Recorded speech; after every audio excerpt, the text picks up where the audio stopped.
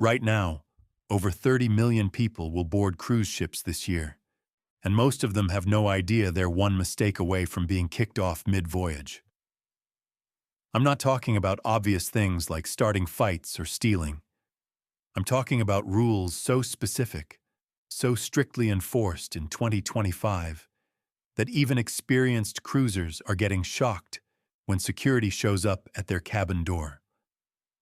Last month, a family of 4 was removed from a Caribbean cruise on day 2. Their crime? Something you probably have in your suitcase right now. By the end of this video, you'll know exactly what got them kicked off, and more importantly, you'll know the 10 other rules that cruise lines are now enforcing with zero tolerance. Because here's what nobody tells you. When you sign that cruise contract, you're agreeing to maritime law, and on international waters, the captain's word is absolute. There's no appeal, no refund, and in some cases, no way home except at your own expense from whatever port you're currently docked at. Let's start with the rule that's catching more people than any other in 2025. Prohibited electronics. You might think you can bring anything that plugs in, but cruise lines have dramatically updated their banned items list. Surge protectors, power strips, extension cords, and even certain types of USB hubs are now strictly forbidden. Why? Because modern cruise ships have incredibly sensitive electrical systems, and third-party power devices have caused actual fires. In January 2025, a passenger brought a multi-outlet power strip bought from Amazon. It short-circuited, triggered the ship's fire suppression system, and caused a partial evacuation of Deck 7. That passenger was removed at the next port, banned from the cruise line for life, and is now facing a lawsuit for the costs incurred. Security scans every piece of luggage before it reaches your cabin, and if they find prohibited electronics, you have 2 choices. Surrender them for the duration of the voyage or leave the ship immediately. There's no third option. And here's the part that surprises people. Even if you've cruised before and brought these items without issue, the rules changed in 2025. Cruise lines sent emails to past passengers, but let's be honest, who reads those? Thousands of people are showing up to embarkation expecting their power strip to be fine because it was fine last year. It's not fine anymore. Rule number 2 is generating massive controversy right now. CBD products. Even in countries and states where CBD is completely legal, cruise ships operate under federal maritime law and international regulations. Every single CBD product, whether it's oil, gummies, creams, or vape cartridges, is treated exactly the same as marijuana on cruise ships. Zero tolerance, immediate removal. A couple from Colorado boarded a cruise last month with CBD gummies for anxiety. They declared it at security, thinking honesty would help. Security confiscated it, flagged their cabin, and when the ship left port, they were called to guest services and told they'd be disembarking at the first stop. They argued that CBD is legal in Colorado, legal at the departure port in California, and available in stores everywhere. None of that mattered. The cruise line's policy is clear. Any cannabis-derived product, regardless of THC content, is prohibited. And here's what makes this even more complicated. If you're on a prescription medication that contains CBD, you need documentation from your doctor. It needs to be in original pharmacy packaging. And you need to declare it before boarding. Even then, some cruise lines will still deny boarding. The rules aren't consistent across all cruise lines, which means you need to check your specific cruise line's policy, not just assume. And if you're caught with undeclared CBD after the ship leaves port, there's an additional consequence beyond just getting kicked off. You could face criminal charges when you're removed, because smuggling prohibited substances onto a vessel in international waters is a federal offense. Rule 3 is about alcohol, but it's not what you think. Everyone knows cruise lines restrict how much alcohol you can bring aboard. Most allow 2 bottles of wine per cabin. But what's getting people removed in 2025 isn't bringing too much alcohol. It's how they're trying to hide it. Passengers are getting increasingly creative. Rum runners in shampoo bottles, vodka in mouthwash containers, wine in camelback bladders hidden in luggage. Cruise lines have seen it all, and their security technology has evolved to catch it.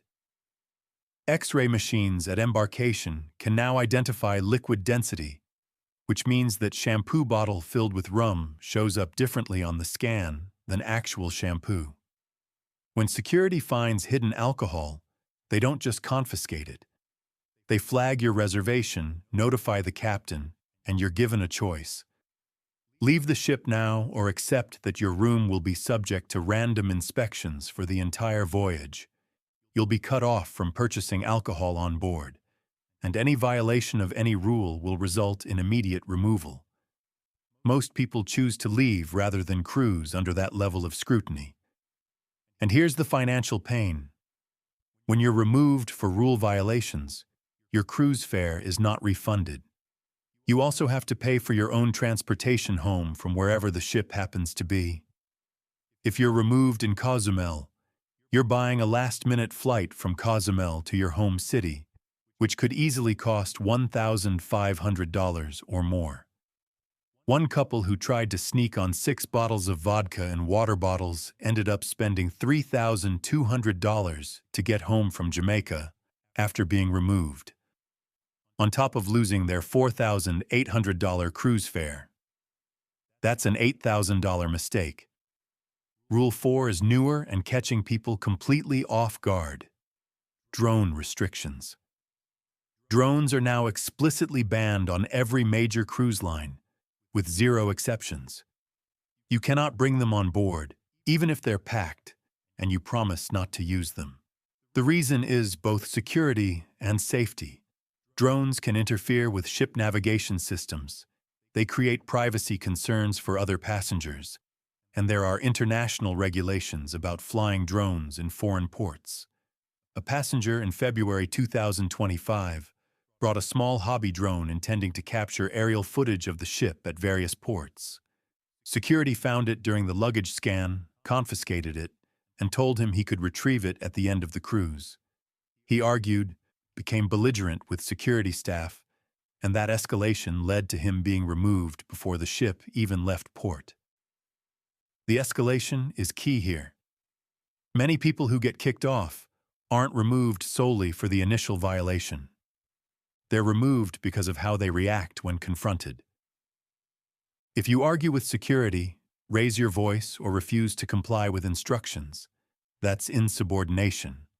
And on a ship, that's grounds for immediate removal. The captain doesn't need any other reason beyond this passenger is not following crew instructions.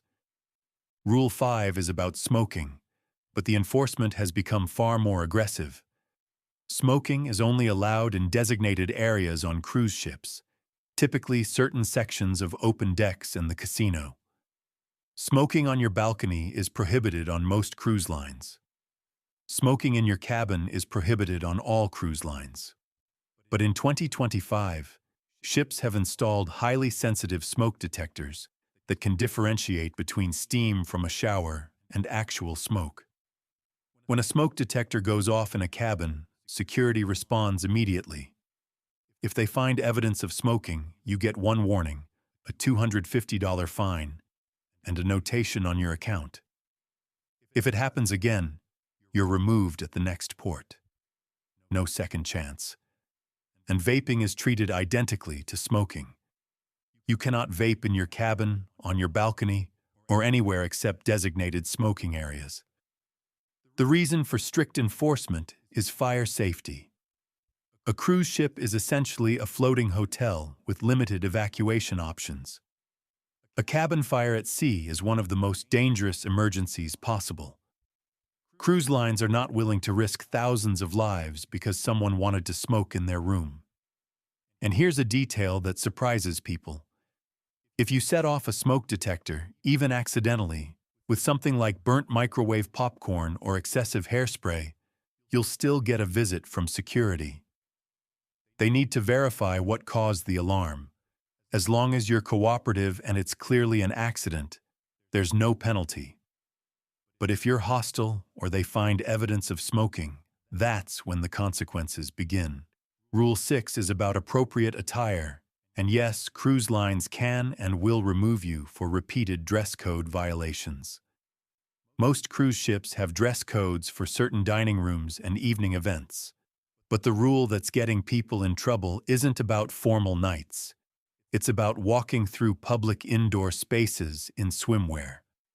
Wearing just a swimsuit or being shirtless in indoor areas like the buffet, casino, theaters, or main dining rooms is prohibited. You'll get a verbal warning the first time. The second time, you'll be asked to return to your cabin to change. The third time, security is called, and you're documented as a repeat offender. By the fourth violation, you risk being removed at the next port. This might seem extreme, but cruise lines are enforcing it because other passengers complain. When hundreds of people are complaining about others walking through the buffet in wet swimsuits, dripping pool water on floors, and creating slip hazards, the cruise line has to act. And there's a health code component. Many jurisdictions require that people in dining areas wear shoes and shirts at minimum. A cruise ship docking in U.S. ports has to comply with U.S. health regulations, which means enforcing attire rules that some passengers think are optional.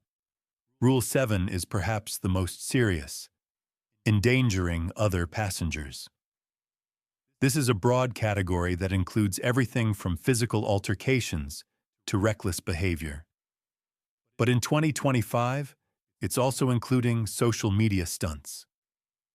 Passengers attempting dangerous TikTok challenges, climbing on railings for photos, or accessing restricted areas of the ship for content are being removed immediately. Last month, 2 passengers climbed over a railing to sit on the exterior ledge of their balcony for a photo. Another passenger reported it to security. Those 2 passengers were removed at the next port and are now banned from that cruise line permanently. The cruise line's statement was clear. Any behavior that puts passengers, crew, or the vessel at risk will result in immediate removal without refund. And they mean immediate. In some cases, passengers have been held in a secured cabin under watch until the ship reaches the next port. The captain has the authority to confine you to your cabin if they deem you a threat. This isn't an exaggeration or scare tactic. Maritime law gives the captain almost unlimited authority to maintain order and safety. If the captain decides you're a risk, you're off the ship. There's no arbitration, no passenger rights board to appeal to. The decision is final. Rule 8 is about bringing your own food, and the restrictions have tightened significantly. Most cruise lines allow you to bring sealed, pre-packaged snacks. What you cannot bring? Homemade food, open containers, fresh fruits and vegetables, or meats and cheeses. The reason is agricultural regulations and food safety. When a ship enters a foreign port, agricultural inspectors can board and inspect. If they find prohibited food items, the ship can be fined, and the passenger who brought them can be removed and fined personally. In 2025, a family brought a cooler of homemade sandwiches, fresh fruit, and cheese. When the ship stopped in the Bahamas, agricultural inspectors found it during a random cabin inspection. The family was fined $1,000 by Bahamian authorities, and the cruise line removed them from the ship for violating international agricultural import laws. The family had no idea they were breaking any rules. They thought they were just saving money by bringing their own lunches. That misunderstanding cost them over $5,000 in lost cruise fare, fines, and travel expenses to get home. Rule 9 is about gratuities, and this one makes people angry. Some cruise lines have mandatory gratuity policies, meaning a daily service charge is automatically added to your onboard account. Refusing to pay gratuities can result in your account being frozen, which means you cannot make any onboard purchases, including at bars, restaurants, the spa, or shops. If you refuse to resolve the unpaid balance, you can be denied boarding for your next sailing, or, in extreme cases, confined to your cabin until you pay.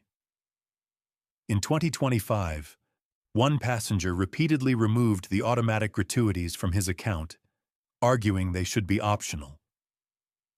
After multiple warnings, the cruise line froze his account on day 4 of a 7-day cruise. He still refused to pay. On day 6, he was told he could either pay the gratuities or be removed at the next port. He refused. He was removed. He sued the cruise line and lost, because the terms and conditions he agreed to when booking explicitly stated that gratuities are mandatory on that particular cruise line. Rule 10 is about children and supervision. Cruise lines require that children under a certain age, usually 13, be supervised by a parent or guardian at all times, unless they're in the kids' club. Allowing young children to roam the ship unsupervised is a violation that can get your entire family removed. Why? Liability. If an unsupervised child is injured, the cruise line faces massive lawsuits. In 2025, a couple allowed their 8-year-old and 10-year-old to explore the ship alone. The children accessed a restricted crew area, and one was injured. Security reviewed footage, confirmed the parents were not with the children, and the entire family was removed at the next port. The cruise line's position was non-negotiable. Parents violated the supervision policy, which created a dangerous situation. The family sued, but the case was dismissed because the cruise contract explicitly requires adult supervision of minors. Rule 11 is about medical compliance. If the ship's medical staff determines you're too ill to remain on board, you will be removed at the next port, often via medical evacuation.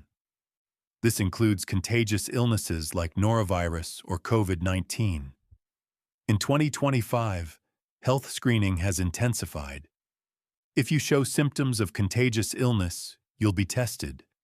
If positive, you're quarantined in your cabin or removed at the next port, depending on severity. A passenger tested positive for COVID-19 on day 2 of a cruise. He was quarantined for 2 days, then removed in Grand Cayman, and had to isolate in a hotel there for 10 days at his own expense before being medically cleared to fly home. Total cost: over $8,000 in hotel, medical care, and flights. The cruise fare was not refunded because illness is not covered under their cancellation policy. So what do you do with this information? First, read your cruise line's terms and conditions before you board. Every rule I've mentioned is in there. Second, pack smart. Don't bring prohibited items. Third, be respectful to crew and other passengers. Most people who get kicked off escalate situations that could have been resolved with an apology and compliance. Fourth, understand that a cruise ship is not a democracy. The captain's authority is absolute. If you disagree with a rule, you can complain to corporate after the cruise. But arguing on the ship will only make your situation worse. And finally, remember that when things go wrong, you're responsible for getting yourself home, often from a foreign country, at your own expense. That reality check alone should make you think twice before violating any rule. Cruising is an incredible vacation experience for millions of people every year. But it's also a highly regulated environment where the rules are not suggestions. their requirements. And in 2025, enforcement is stricter than ever.